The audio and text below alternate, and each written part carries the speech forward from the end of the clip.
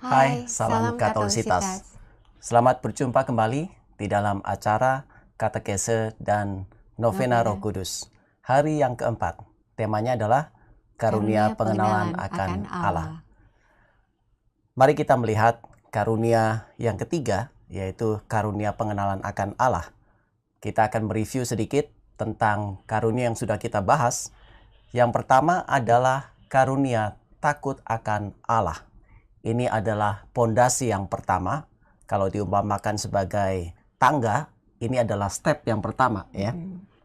Karunia takut akan Allah, kita membuat kita bisa mengakui Allah yang maha besar. Dan kemudian kita juga berusaha untuk menjauhi dosa-dosa kita dengan bantuan rahmat Allah.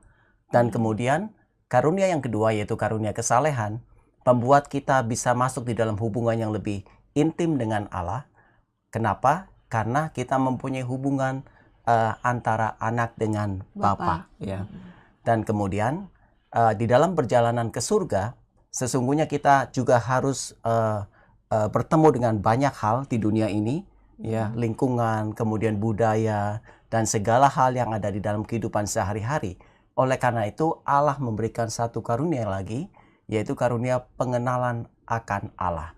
Nah, karunia pengenalan akan Allah ini membuat kita dapat menilai hal-hal di dunia ini dalam relasinya dengan Allah sebagai tujuan akhir.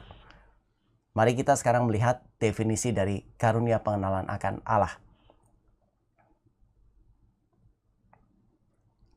Jadi karunia pengenalan akan Allah adalah karunia Roh Kudus yang membantu kita menangkap dengan benar apa yang harus kita percayai dan apa yang tidak harus kita percayai menurut prinsip iman Kristiani.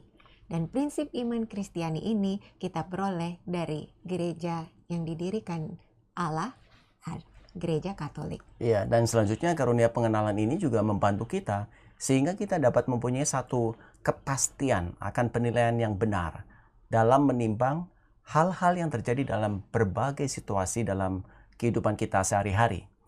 Kelihatannya definisi ini terlalu kompleks, tapi nanti sejalan dengan waktu kita akan uraikan satu persatu, ya, dengan berbagai macam contoh. Semoga bisa menjadi lebih jelas. Coba misalnya yang pertama, ya, jadi ada 3 hal yang penting di sini kalau dari definisinya. Pertama, kita bisa menangkap kebenaran iman. Yeah. Hal-hal apa yang harus dipercaya tanpa harus mengacaukannya dengan hal-hal lain yang tidak boleh dipercaya. Ya. Dan ini patokannya adalah ya ajaran gereja. Yeah. Terus kedua, kepastiannya, ya, kita bisa pasti karena kita tahu gereja mengajarkan sesuai dengan apa yang diajarkan oleh Allah sendiri, dan dengan demikian kita bisa menimbang hal-hal yang terjadi di sekitar kita ini supaya kita jangan lepas fokus, kita tetap kepada tujuan utama kita menuju surga, ya. Ini seperti kayak kita diberikan satu intuisi, seperti kita punya hidung Katolik, ya. Iya. Kayak seperti bisa mengendus ini salah, ini benar, gitu, ya. Iya, inilah maksudnya karunia pengenalan akan Allah, ya. Iya. Jadi contoh secara aplikasinya seperti apa? Misalnya kita tahu ajaran iman, manusia harus hidup kudus, ya. Pengudusan manusia ini dalam ajaran Kristiani berhubungan erat sekali dengan panggilan hidup kita. Betul. Ya. Entah kita menikah, entah kita selibat untuk kerajaan Allah bagi para religius atau yang lajang, ya, semua dipanggil untuk hidup kudus. Nah, kalau untuk yang menikah seperti kami, maka yang paling konkret adalah setia dalam kehidupan perkawinan, ya, sampai maut memisahkan, ya. Jadi ini memang pengajaran yang umum, ya, pada kasus perkawinan yang memang sudah sah secara gerejawi, ini monogam, setia sampai akhir. Nah, sementara pandangan dunia ini biasanya apa? Kira-kira kayak kontrak aja, ya. Ya, sambil lalu kalau nggak cocok ya bisa pisah, ya. Atau mungkin ganti lagi dan lain sebagainya. Nah, ajaran Kristiani kita tahu kesatuan kasih suami istri dikehendaki Allah untuk menggambarkan kesatuan antara Allah dengan umatnya, kesatuan kasih antara Kristus dengan gerejanya, ya. Efesus 5 ayat 22 sampai 33. Nah, jadi karunia pengenalan Allah ini membuat kita tahu bahwa yang terjadi di dunia ini seperti mungkin perselingkuhan atau perceraian atau menikah lagi setelah bercerai itu tidak sesuai dengan ajaran iman Kristiani Iya, ya. jadi dengan karunia pengenalan ini maka kita mempunyai satu seperti kepastian ya bahwa ini benar, ini salah gitu. Iya, Ya. karena tadi anggapan dunia tadi tidak sesuai dengan penggambaran kesatuan kasih antara Kristus dan gerejanya yang satu, yang sepenuhnya, yang tidak terceraikan, yang setia sampai selama-lamanya. Betul, karena kalau kita sudah tahu dan punya satu kepastian tentang hal ini, maka otomatis sebagai umat Katolik kita harus mengusahakan jangan sampai terjadi perceraian. Ya, Ya, dan mengusahakan sedapat mungkin kalau ada masalah bisa ada satu pemulihan, ya bisa ada pengampunan, Ya. ya. Ini sesuai dengan firman Tuhan sendiri ya. Jangan engkau mengusahakan perceraian. 1 Korintus 7 ayat 27. Atau ya suruh mengampuni berapa kali? 70 kali 7 ya. kali ya. Artinya banyak sekali ya. Matius 18 ayat 22. Ya, karena karunia pengenalan ini juga diterangi oleh iman, apa yang kita percaya. Oleh karena itu, poin yang ketiga adalah penting sekali bagi kita untuk tahu pengajaran dari gereja. Ya, gereja ngomong apa dan kita jangan menganggapnya itu sebagai sambil lalu. Ya. Kenapa? Karena ini akan terrefleksi di dalam kehidupan kita. Betul, Ya. ya. Oke, kemudian kita lihat ya ayat-ayat kitab sucinya. Karunia pengenalan ini kita tahu kita harus menimbanya dari Allah sendiri ya. Karena dikatakan dalam kitab Sirach, anakku dengarkanlah aku dan berolehlah pengetahuan. Perhatikanlah segala perkataanku. Aku hendak menyampaikan pengajaran secara terukur dan dengan teliti memaklumkan pengetahuan. Ya, Sirach 16 ayat 24 sampai 25. Ya, jadi di sini dikatakan dalam perjanjian lama Allah lah yang memang menyampaikan pengajarannya lewat para nabi. Dalam perjanjian baru itu dinyatakan oleh Kristus dan para rasul. Betul. Dan ini juga dinyatakan dalam perjanjian baru bagaimana Rasul Paulus mengatakan, tetapi syukur bagi Allah yang dalam Kristus selalu membawa kami di jalan kemenangannya. Dengan perantaran kami, ia menyebarkan keharuman pengenalan akan Dia, yaitu pengenalan akan Allah di mana-mana. Ya. Dengan demikian, Allah menyampaikan pengenalan akan dirinya melalui perantaran para rasul. Penerus para rasul itu adalah pemimpin gereja, Bapak Paus, Bapak Uskup. Nah, oleh karena itu, agar kita memperoleh dan menumbuhkan karunia pengenalan akan Allah, kita perlu bahkan harus mendengarkan pengajaran gereja ya. Iya. Jangan berpikir kita semua mesti menanamkan dalam diri kita sendiri. Kalau kita sungguh-sungguh dibaptis Katolik dan ingin menjadi seorang Katolik yang baik, kita harus percaya bahwa Allah memang sudah mengajar lewat gerejanya ini. Dan dengan tulus hati kita mau mendengarkan ajaran gereja dan berusaha juga untuk menerapkannya dalam kehidupan kita sehari-hari. Betul, iya. Nah, sekarang kita melihat ada dua jenis karunia pengenalan akan Allah ya.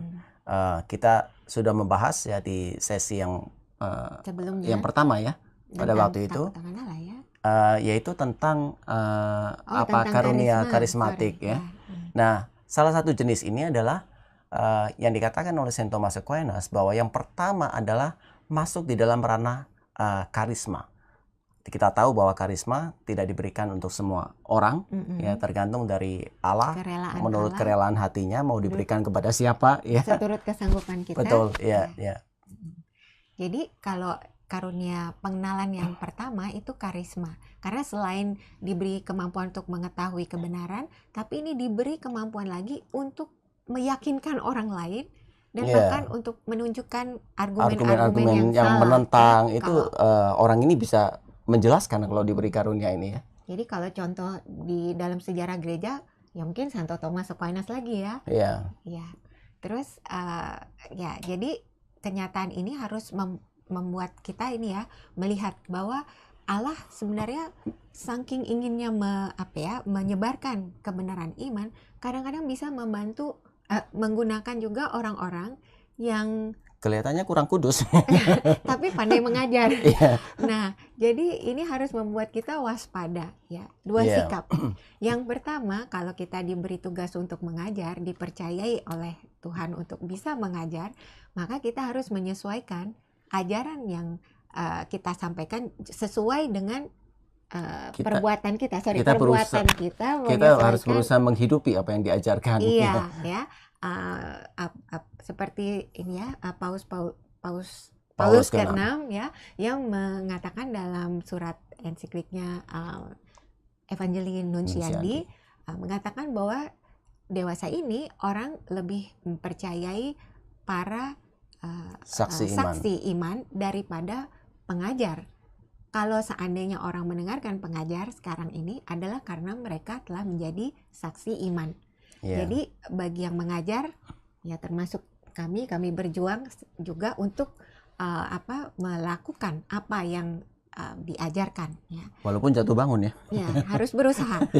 Oke, tapi bagi yang mendengar, kita juga harus dituntut untuk mempunyai satu kepekaan untuk dapat memilah apa yang dikatakan oleh Yesus kepada para muridnya terhadap pengajar yang tidak konsisten melakukan ajarannya. Ya. Karena dikatakan di dalam Matius 23 ayat 3, sebab itu turutilah dan lakukanlah segala sesuatu yang mereka ajarkan kepadamu, tetapi janganlah kamu turuti perbuatan-perbuatan mereka. Ini perkataan Yesus waktu sedang memperingati murid-muridnya itu terhadap para orang Farisi. Iya, karena dikatakan bahwa mereka mengajarkannya, tetapi tidak melakukannya. Iya. Ajarannya benar. Ajarannya baik. Tetapi bisa jadi orangnya tidak melakukan. Ya. Dan ini juga bisa menjadi batu sandungan juga ya. Iya. Mesti memohon karunia. Tantangan buat kita semua. Semuanya. Ya. Oke, kemudian jenis yang kedua. Nah, ini karunia yang sebetulnya diberikan kepada semua orang. Ya. Nah, karunia ini membuat orang dapat menangkap kebenaran ajaran iman dengan membedakan antara hal yang harus dipercaya dan yang tidak dipercaya. Kembali seperti kayak punya hidung intuisi Katolik, sehingga kita tahu, oh ajaran ini benar, oh ajaran ini salah. Ya. Jadi kita perlu menangkap semuanya ini ya dengan tentu saja berpatokan dengan ajaran iman. Betul. Ya, supaya kita bisa mendapat suatu kepastian itu. Yeah. Dan kalau dengan kepastian itu kita bisa melihat sekarang, kalau kita menjalankannya, maka kita bisa melihat ciptaan ini semuanya sebenarnya merupakan cerminan dari apa yang ada pada Sang Pencipta, pada Allah. Iya, iya. Contohnya, misalnya dalam rangka Laudato Si ini penyebaran tentang ini, kita tahu bahwa semua ciptaan Allah adalah baik adanya. Ya. Dan semua ciptaan mencerminkan kebaikan Tuhan. Itu kebenaran iman pertama. Nah, kalau gitu implikasinya atau pengaruhnya apa dalam hidup? Berarti jangan kita merusak alam. Jangan kita membuang sampah sembarangan. Jangan kita menggunakan sampah plastik ya terlalu banyak ya. Tidak ramah lingkungan. Atau kita berjuang sedapat mungkin untuk menjaga alam ini dan memenuhi tujuan kita diciptakan sebagai gambar dan rupa Allah untuk menjaga alam semesta. Iya, atau misalkan contoh yang lain, kalau misalkan kita tahu bahwa manusia adalah ciptaan yang tertinggi ya dibandingkan dengan binatang maupun tumbuhan. Oleh karena itu sesayang-sayangnya manusia terhadap hewan peliharaannya atau tumbuhannya itu tidak boleh melebihi sayangnya kepada sesama manusia ya. Iya.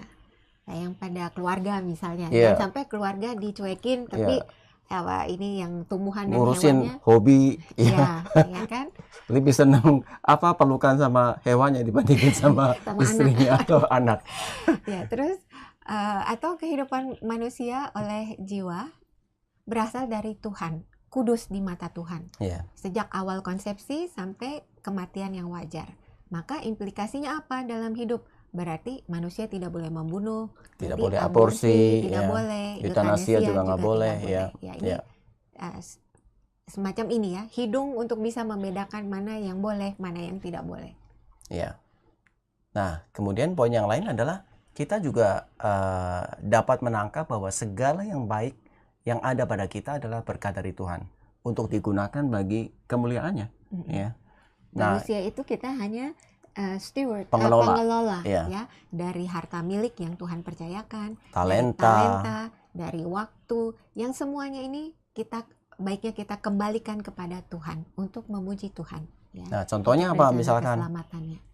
Bisa Kalau yang aja punya harta. kalau punya harta bisa Nyumbang. nyumbang ke bakat misalkan ya, Iya. Badan Amal Kasih Katolik Iya. atau kepada institusi lainnya yang membutuhkan bantuan. Sekarang ini banyak sekali Mungkin suster-suster panti yang atau mengelola apa ya. panti asuhan itu juga kehilangan donatur ya. Iya, Nah, ini juga itu bisa kesempatan bagi dibantu. yang punya harta juga untuk Iya, untuk membantu membantu ya. mereka. Ya, atau misalnya suatu talenta ya, untuk memimpin, untuk memainkan musik, untuk mengajar. Ini mungkin lebih mudah dipahami. Mereka bisa Iya. memuji Tuhan dengan talenta ini.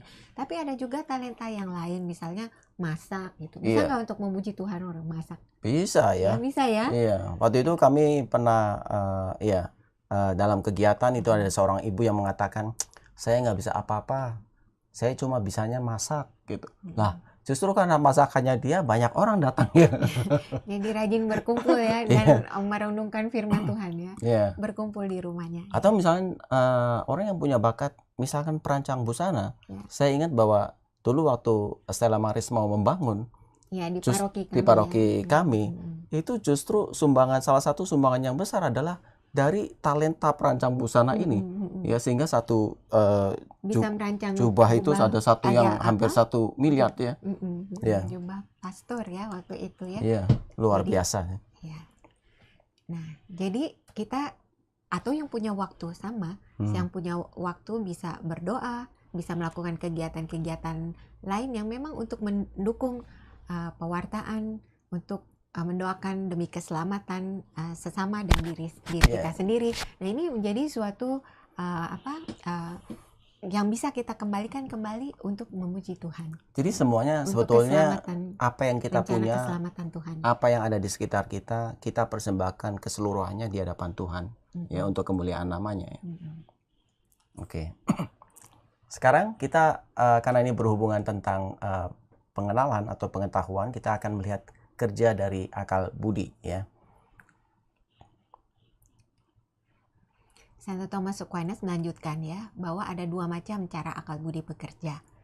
Yang dalam hal memahami Allah ya. Yang pertama adalah bagaimana akal budi berusaha untuk memahami kebenaran itu sendiri, yaitu Allah. Ya. Dan yang kedua adalah bagaimana akal budi mencari cara untuk menerapkan kebenaran itu di dalam kehidupan. Ya. Nah, kemudian karunia pengenalan akan Allah memang secara mendasar itu mencakup yang pertama ya, memahami kebenaran itu sendiri. Tapi karena iman itu selalu berhubungan dengan perbuatan, juga harus diwujudkan dengan perbuatan ya. Maka karunia pengenalan ini berhubungan dengan akan bagaimana sebetulnya kita menerapkannya. Nah, contohnya apa, Ingrid? Ya, contohnya misalnya ya, iman kita Kristiani berdasarkan iman kita, kepercayaan kita pada Allah Tritunggal Maha Kudus ya, Allah Tritunggal yang mempunyai pribadi Bapa, Putra, dan Roh Kudus. Jadi Allah itu pribadi. Bukan energi. Ya. Nah, sekarang banyak sekali tawaran di sekitar kita. Doa atau spiritualitas yang mengajarkan atau mengandalkan energi. Ya. Lalu kita mesti bertanya ya, jangan dengan cepat langsung ikut gitu. Karena apakah energi ini? Karena menurut iman kita, Allah itu pribadi. Ya. Jadi kalau kita tertarik untuk kegiatan berdoa yang tenang, bermeditasi, carilah meditasi Kristiani yang bisa membawa kita lebih dekat kepada Allah sebagai pribadi. Ya, karena tujuan kita di surga itu begitu. Allah mengasihi kita. Nah, sedangkan energi itu jauh asing juga dari kasih ya. Bagaimana mau masuk dalam satu hubungan dengan energi? Nggak bisa gitu. Iya, karena dengan kasih itulah yang sampai mengutus Yesus Kristus putranya, itu kasih luar biasa, jangan dianggap sepi gitu. Betul, ya. Diturunkan jadi level energi yang abstrak sekali atau ketiadaan, kekosongan jiwa. Nah, kita harus berhati-hati terhadap semuanya ini. Jadi semuanya ini, hidung Katolik ini diterangi oleh iman ya. Nah, sama aja misalkan ada contoh yang lain.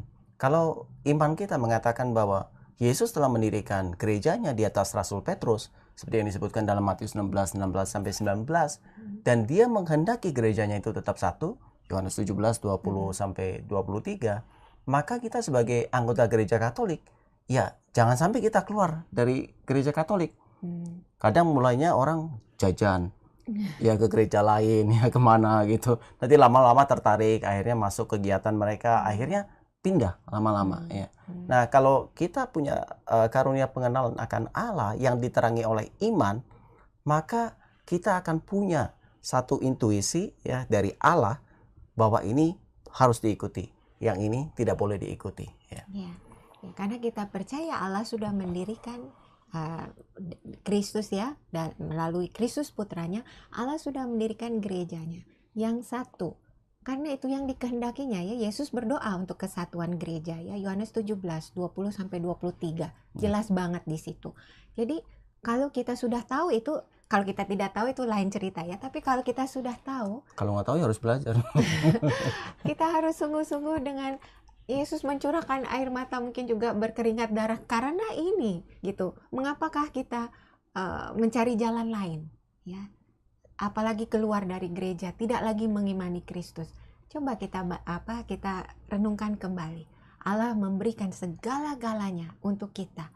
Dan kalau kita diberi pengertian, diberi pengenalan akan Allah tentang ajaran ini, mari berusaha mencocokkan perbuatan kita, sikap kita sesuai dengan apa yang kita kenal, apa yang kita ketahui. Ya. Nah, sekarang kita melihat sakramen yang bisa memberikan pengenalan akan Allah ya. Yang pertama tentu saja kita terima pada saat baptisan ya. Jangan melupakan bahwa 7 karunia Roh Kudus ini diterima pada saat kita dibaptis.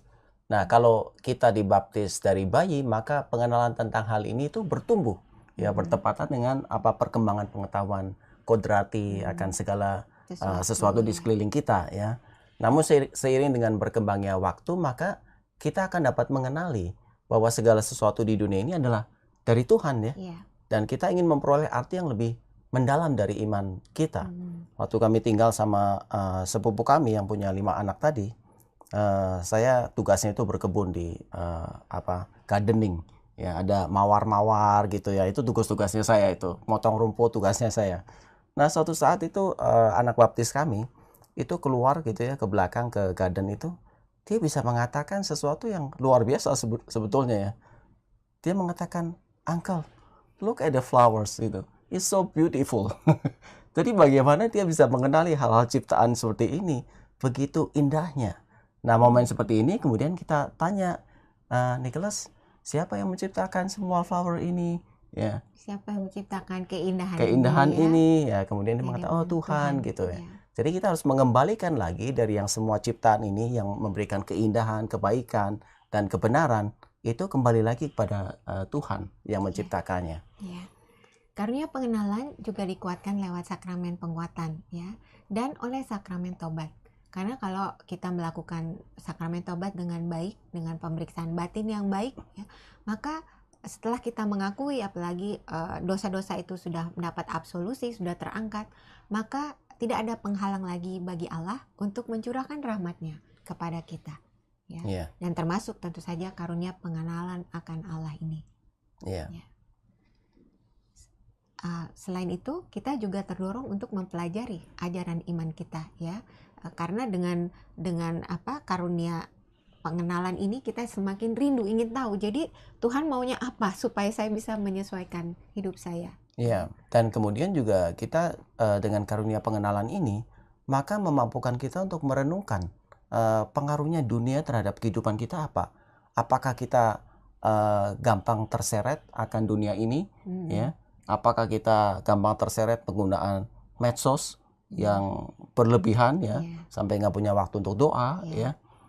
Atau sebaliknya malah bagaimana kita yang justru mempengaruhi dunia atau orang-orang di sekitar kita. Iya. Jadi ini memang mungkin bisa kita menjadi bahan waktu kita memeriksa batin juga ya. Apakah kita yang jadi terpengaruh dunia atau malah sebaliknya kita yang mempengaruhi dunia sekitar kita. Ya, saya jadi teringat ada seseorang, G.K. Chesterton, mengatakan bahwa yang mati itu akan mengikuti arus. Ya, hanya yang hidup itu yang bisa melawan arus. Jadi tanda bahwa kita sebagai seorang Kristen punya satu kehidupan, kita bisa itu melawan arus dunia ini. Oke, kemudian yang menentang pengenalan ini apa saja? Ya, yang pertama adalah ketidakpedulian. Ya, ini memang agak parah ya ketidakpedulian ini. Kenapa? Ya dia cuek ya. Dan harusnya dia tahu ya akan sesuatu yang seharusnya tahu ya. Oleh karena itu kita melihat bahwa di dalam kehidupan sebetulnya kita itu harus tahu apa saja gitu. Ya secara basic gitu ya. Kita harus punya tanggung jawab terhadap kehidupan kita ya, negara gitu. Kan nggak bisa juga kita bilang oh harus bayar pajak toh gitu. Ya sudah kewajiban kita. Nah kita harus tahu ya. Nggak bisa gitu. Atau misalnya kita mengemudi, kalau di Amerika mengemudinya kita di sebelah kiri gitu. Dan kemudian kita nggak tahu bahwa di sana itu mengemudinya sebelah kanan. Ya kalau ketangkep kita nggak bisa bilang oh saya nggak tahu. Tetap aja ditangkap gitu. Oleh karena itu kita harus tahu ya. Tidak boleh ignorance. Atau misalkan prinsip moralitas ya. Oh saya nggak tahu mencuri itu salah. Nah, kan nggak bisa. Ini adalah sesuatu basic yang kita akan tahu bahwa ini adalah sesuatu yang salah. Atau tentang ajaran iman.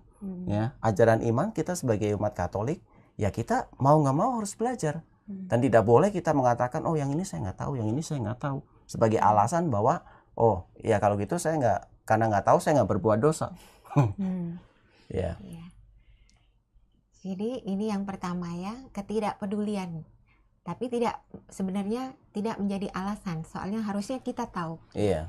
Kedua, keinginan tahu yang bersifat curiosity itu apa ya? Ya asal pengen tahu saja.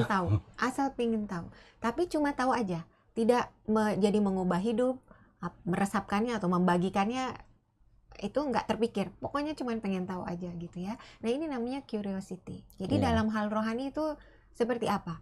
Mungkin mengikuti begitu banyak seminar atau apa, tapi itu tidak ada pengaruhnya ya. Orangnya tetap ya seperti biasa, tetap aja pemarah, tidak bisa mengampuni, tetap aja sombong, tetap aja pelit, tetap aja semua sifat-sifat itu seperti tidak bergeming. Nah ini buat apa tahu ya kalau gitu ya, maksudnya harus bisa mengubah kita. Pengenalan akan Allah itu harusnya mengubah sikap kita. Sampai seberapa jauh sebetulnya pengetahuan yang kita sudah tahu itu bisa mengubah kita ya. Yang ketiga, kesia-siaan atau vanity ya. Ada orang yang hanya mau tahu sesuatu supaya bisa terkenal atau supaya orang bisa mengenal. Dikagumi orang misalkan ya. Iya. Nah ini juga kita harus waspada ya, bukan itu maksudnya ya. Lalu commerce, orangnya komersial ya. Tahu sesuatu itu pokoknya demi untuk mendapat penghormatan atau keuntungan keuangan atau apa. Dalam hal rohani ini juga menjadi hambatan ya untuk soalnya harusnya fokusnya pada Tuhan, tapi ini jadi berpikir pada keuntungan diri sendiri. Iya. Kalau ini ada satu dosa Simone ya. Iya. Oke. Sekarang kita melihat kalau tadi yang salah tidak boleh dilakukan, yang menghambat, sekarang yang mendukung ya. Yang mendukung adalah yang pertama adalah berdasarkan kasih ya. Karena ada orang yang ingin mengetahui supaya bisa membangun orang lain dan meneguhkan imannya. Nah, contohnya misalkan dia punya teman yang ateis misalkan. Nah, dia ingin membantu temannya. Oleh karena itu dia ingin tahu ya bagaimana sih sebetulnya membuktikan Allah itu ada ya. Dibuktikan dengan cara apa saja. Nah, dia bisa mengikuti seminar-seminar, membaca makalah atau katekismus gereja Katolik ya, pengajaran gereja dengan tujuan untuk membantu orang lain ya. Ini adalah disebut sebagai charity ya. Atau prudence, kebijaksanaan ya, yang dalam pertimbangan. Dengan maksud apa? Supaya bisa membangun diri sendiri menjadi orang yang lebih taktis ya, lebih bijaksana dalam menilai segala sesuatu dengan cara melaksanakannya dengan cara yang tepat, dengan waktu yang pantas. Betul ya. Karena berbuat baik saja nggak cukup ya. Caranya juga harus baik ya. Kemudian motivasinya juga harus baik ya. Ya. Nah, dua hal ini kita harus lakukan ya. Nah, doa apa yang menumbuhkan pengenalan akan Tuhan? Yang pertama adalah doa Bapa kami. Ya, karena di bagian jadilah kehendakmu di atas bumi seperti di dalam surga. Jadi kalau kita perlu bekerja sama dengan kehendak Allah, maka kita perlu mengetahui ya apa itu kehendak Allah. ya. Nah, ini diperoleh dengan cara apa? Kita membaca kitab suci, ya, mempelajari katekismus gereja Katolik. Kalau terlalu tebal, ya mulailah dengan kompendium katekismus gereja Katolik. Ya, kemudian kita juga lihat doa-doa liturgi, ya, atau kemudian juga dan juga peka, ya, harus peka terhadap dorongan-dorongan Roh Kudus, ya. Ya. Lalu dikatakan di bumi seperti di surga juga menunjukkan bahwa karunia pengenalan ini berkenaan dengan hal-hal di dunia ini supaya bisa dikaitkan dengan yang ada di surga, supaya bisa mencerminkan hal-hal surgawi. Ya. Selanjutnya mungkin kita bisa mendaraskan bersama doa yang diajarkan oleh Santo Alfonsus Liguori tentang pengenalan akan Allah. Ya Tuhan, berilah kepadaku karunia pengenalan akan Allah, sehingga aku dapat mengenali hal-hal ilahi dan diterangi dengan ajaran kudus-Mu. Aku dapat berjalan tanpa menyimpang di jalan keselamatan kekal. Amin. Dan sekarang kita melihat hubungannya dengan kebajikan lainnya, ya. Pertama, karena ini pengenalan, ya, berhubungan dengan kebajikan pengetahuan. Ya. Santo Thomas Aquinas mengajarkan pengenalan ini mengalir dari kebajikan iman. Dikatakan iman adalah dasar dari segala sesuatu yang kita harapkan dan bukti dari segala sesuatu yang tidak kita lihat. Ibrani 11 ayat 1. Ya. Nah, karena itu iman mencakup kepastian, ya, akan keyakinan dari hal-hal ilahi. Betul. Ya, walaupun kita tidak melihatnya, ya, dengan mata kita. Terus apa yang kita harapkan? Hidup kekal. Ya, surga, ya, Tuhan. Nah, jadi tujuan pengenalan akan Allah itu membawa kita ke surga. Harusnya, ya. Jadi inilah yang harus kita selalu ingat gitu. Tujuan kita itu ke surga. Yeah. Dan karunia pengenalan ini juga berhubungan dengan sabda bahagia, yaitu sabda bahagia pada mereka yang berduka cita. Nah, mengapa? Orang bingung ya, kok bisa pengenalan hubungannya dengan berduka cita? Iya. Kenapa? Karena duka cita yang dimaksud di sini adalah duka cita akibat pertobatan dari keterikatan akan hal-hal duniawi yang dicari demi diri mereka sendiri dan tidak digunakan untuk memuliakan Allah. Ada banyak orang yang kalau sudah aktif di pelayanan, mereka kadang bisa curhat, ya, mengatakan seandainya saya dari dulu, ya, tahu ya, saya tidak membuang waktu saya percuma, ya, hanya dengan jalan-jalan lah ke mall atau apapun yang kelihatannya itu nggak ada gunanya, ya. Coba kalau dari dulu membaca kitab suci, ya, daripada nonton film-film Korea. Aduh, jangan ya gitu. Tapi film Korea juga bagus, ya. Kita nggak tahu. Nah, coba, jadi ini yang dikatakan oleh Santo Agustinus, ya, dia merefleksikan dalam hidupnya sendiri telah sekian tahun dia menyia-nyiakan dengan cara hidupnya yang salah, dan ini dia kalau mengingat dia meneteskan air mata. Inilah yang disebut berbahagialah orang yang berduka cita, karena begitu kita bertobat, meneteskan air mata pertobatan, penghiburan dari Roh Kudus itu langsung datang. Yang makanya disebut di dalam Matius itu, ya, di Injil Matius 5 dikatakan berbahagialah yang berduka cita karena dia akan dihibur. Mereka akan dihibur. Ya. Jadi ini yang dialami oleh seorang santo yang namanya Sylvester Gosselin. Ya, di abad ke-13, ya. Ia mengalami pertobatan dari cara hidupnya yang terdahulu itu, ya, dan menerima karunia pengenalan akan Allah setelah dia berkesempatan melihat, tidak disebut caranya seperti apa, tapi berkesempatan melihat terurainya jenazah seorang wanita. Artinya waktu mudanya itu cantik sekali wanita ini, tetapi setelah meninggal, dan dia Santo Sylvester ini berkesempatan melihat bagaimana sudah terurai, ya, dan dia melihat semuanya itu sia-sia. Jadi buat apa dicari di dunia ini yang benar-benar dipegang kuat-kuat, semuanya itu sementara sifatnya, ya. Kita semua diciptakan oleh Allah untuk sesuatu yang lebih luhur, sesuatu yang lebih tinggi, yaitu untuk kebahagiaan selama-lamanya, untuk mengejar sesuatu yang abadi. Nah, ini kita peroleh dari karunia pengenalan akan Allah. Ya. Sekarang kita melihat buah-buahnya ya. Mm-mm. Buah-buahnya adalah apa? Yang pertama adalah kita mempunyai cara pandang yang baru terhadap dunia. Mm-mm. Bukan berarti kalau kita punya karunia pengenalan akan Allah, kemudian kita tidak perlu bekerja, ya. Wah, udah yang penting mengenal Allah aja gitu. Iya. Tidak boleh. Kenapa? Iya. Karena kita juga harus bertanggung jawab terhadap kehidupan kita. Tetapi motivasi di belakangnya itu loh, Iya. ya, bahwa saya bekerja memang supaya saya punya, karena saya punya tanggung jawab terhadap anak dan istri, ya. Saya juga ingin membahagiakan mereka, dan kemudian saya bekerja, saya juga bisa menggunakan hasilnya untuk memuliakan Allah. Ya, kalau memang dikasih rezeki banyak, bisa juga memberikan bantuan kepada para fakir miskin, ya, panti-panti asuhan segala macam. Jadi kita melihat cara pandang yang baru, ya.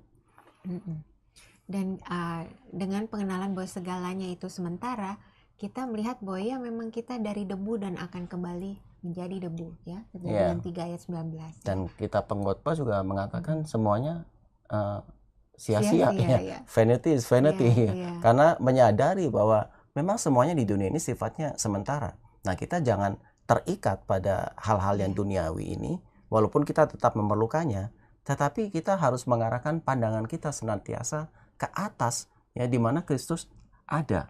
Ya, dan kita melihat juga kesaksian dari begitu banyak orang yang mengalami kebahagiaan yang sesungguhnya justru setelah melakukan hal ini. Iya. Setelah mengembalikan kembali entah itu harta miliknya, entah talentanya, entah waktunya, dipergunakan untuk memuliakan Tuhan, dan betapa besar bahkan di dunia ini Tuhan sudah memberikan buah-buahnya, ya. Iya. Ya, penghiburan, sukacita, damai sejahtera itu diberikan. Di lingkungan kita itu ada juga yang orangnya seorang perempuan yang punya karir bagus di Singapura, ya. Kemudian juga education-nya bagus, karirnya bagus, tapi kemudian menjadi suster, ya. Oh iya, iya. Dan waktu kami mengunjungi di sana, walaupun dibatasin oleh jeruji gitu, ya. Iya. Tapi kalau melihat mukanya itu begitu bahagia, Iya. ya. Dan kemudian dia mengatakan bahwa tolong kasih tahu papa mama saya bahwa saya itu bahagia sekali di sini. Nah, ini kebahagiaan ini loh. Tidak bisa diberi oleh Betul, dunia ini, iya, ya. iya. Dan ini yang Tuhan ingin supaya kita juga bisa merasakannya, supaya kita merindukannya, ya. Semua orang pasti di sini ingin bahagia, ingin Betul. sampai ke surga, Iya. dan inilah jalannya. Mulailah mengenali akan Tuhan supaya bisa menilai di dunia ini dengan lebih sesuai, Iya. ya, dengan ajaran iman kita. Ya. Ya. Berikutnya ini ya. Bagaimana mempertahankan buahnya, ya. Ya. Oke. Caranya yang pertama mudah sebenarnya, tapi susah untuk dilaksanakan dengan setia, ya, yaitu tekun membaca dan merenungkan kitab suci. Tapi kalau misalkan kita dibantu dengan karunia takut akan Tuhan dan kemudian karunia kesalehan, maka ini akan mengalir juga, ya. Iya. Ada kerinduan untuk Ada membaca, kerinduan. ya. Dan kadang-kadang menjadi tidak berat lagi. Awalnya mungkin berat, Iya. tapi kalau sudah ada kehausan, itu akan mengalir dengan sendirinya. Seperti orang yang kalau misalnya di level dunia ini, ya, ada seorang anak misalnya pingin belajar apa yang lagi disukai, Iya. entah musik kah, entah belajar suatu keahlian tertentu, pasti dengan tekun dia sungguh-sungguh, mereka ya. melakukannya. Ya. Nah, ini karunia pengenalan ini kalau diberi pada kita dan sudah ditumbuhkan, nah, membaca kitab suci, merenungkannya, meresapkannya, itu bukan lagi menjadi sesuatu yang sulit, tapi itu menjadi sesuatu yang kita rindukan, Iya. tiap-tiap hari. Dan karena memang karunia ini juga diterangi oleh iman, mau nggak mau kita harus belajar, ya, tentang iman Katolik. Nah, cara paling mudah adalah dengan membaca Katekismus Gereja Katolik. Iya. Memang bukunya agak tebal, ya, segini gitu, ya. Tapi kalau mau singkat, ya, kembali Kompendium Katekismus Gereja Katolik. Tapi kita harus mau gitu loh belajar. Kadang ada orang mengatakan, waduh susah sekali gitu. Tapi bukankah waktu kita sekolah juga susah, ya? Iya. Waktu kuliah juga susah. Ujian juga mau, ya. Iya, toh kita jatuh bangun supaya sampai bisa, kan? Iya. Nah, kita harus punya semangat yang sama untuk hal-hal yang rohani, untuk kebutuhan jiwa kita, maka kita juga harus punya satu semangat untuk mempelajarinya. Sebab katanya kalau tak kenal, maka tak maka tak sayang. sayang. Ya, Semakin kenal, semakin hati itu berkobar-kobar untuk mau tahu lagi. betul. Wah, apa ya yang hari ini Tuhan mau singkapkan pada saya? Mhm. Harusnya kerinduan semacam ini yang ada di dalam diri kita terus sampai nanti kita dipanggil oleh Tuhan. Iya. Ya. Jadi ini juga pelajaran juga buat kita. Waktu kami membantu pelayanan juga, ada seorang pastor yang memang luar biasa memberikan karunia kesembuhan ya. Banyak orang disembuhkan juga. Jadi pada waktu acara kesembuhan itu satu aula itu penuh sampai orangnya pada di luar ya, berdiri di luar. Tapi minggu depan pastor yang sama ya, bukan acara penyembuhan tetapi acara pengajaran. Yang datang itu setengah. Ini juga menandakan bahwa orang senang sekali tertarik dengan Penyembuhan, sesuatu yang ya. sifatnya penyembuhan. Tapi begitu diharuskan untuk mempelajari iman Katolik, seolah-olah jadi, waduh, udah dari awal udah ini susah nih. Ini bukan buat saya. Tapi kita harus berusaha ya untuk benar-benar mempelajari iman kita. Ya. Soalnya perintah Tuhan tuh ya, kasihilah aku dengan segenap hatimu, segenap jiwamu, hatimu, dengan segenap akal budimu, Ya. dan dengan segenap Kekuatan. kekuatanmu. Ya. Nah sekarang kita melihat contohnya, yaitu kembali contohnya adalah Bunda Maria, karena dia yang paling terdepan di dalam perjalanan iman. Ya. Diketahui dari mana? Dari Kidung Magnificat ya, di mana bahwa Bunda Maria juga mengetahui perjanjian lama, mengetahui sejarah umat pilihan Allah, bangsa Israel, sehingga dia mengatakan ia menolong Israel hambanya karena mengingat rahmatnya yang dijanjikannya kepada nenek moyang kita, kepada Abraham dan keturunannya untuk selama-lamanya. Ya, Lukas 2 ayat 54 dan 55. Iya, dan Bunda Maria juga menjadi teladan bagi para ibu ya, dan juga orang tua ya, di dalam mendidik anak-anak untuk mengenal dan mencintai kitab suci. Dan juga menghargai sejarah umat Kristiani ya, sebagaimana termaktub juga dalam harta kekayaan rohani gereja, di dalam ajaran-ajarannya yang tertulis dalam kitab suci maupun yang tidak tertulis yang dikenal sebagai tradisi suci. Ya.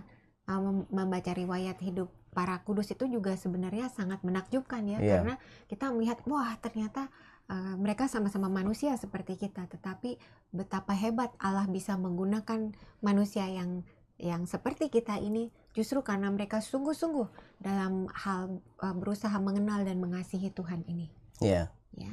Dan memang tantangan juga buat orang tua supaya juga bisa memberikan pendidikan iman yang baik kepada anak-anaknya. Dan ini harus dimulai sedari dini ya. Karena dengan dari mulai kecil itu sangat mudah untuk masuk ke dalam anak-anak.